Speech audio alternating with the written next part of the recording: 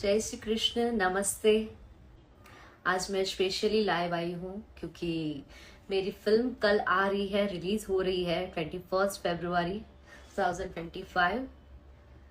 जिस फिल्म का नाम है डांस। मेरी फर्स्ट भोजपुरी फिल्म है जो रिलीज हो रही है।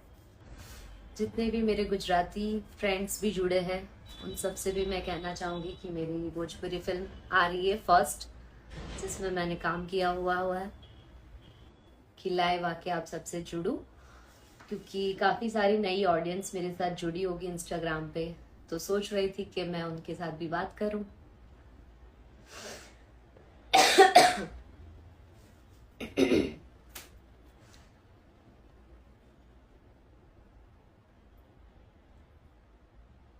बहुत ही एक्साइटेड हूँ, मैं बहुत ही खुश हूँ क्योंकि फाइनली कल बहुत डेट चेंज हो रही थी, पर फाइनली कल रिलीज हो रही है डांस फिल्म।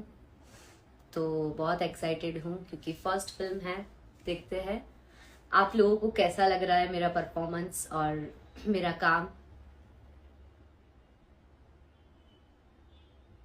बहुत सारा प्यार दीजिएगा आप सभी।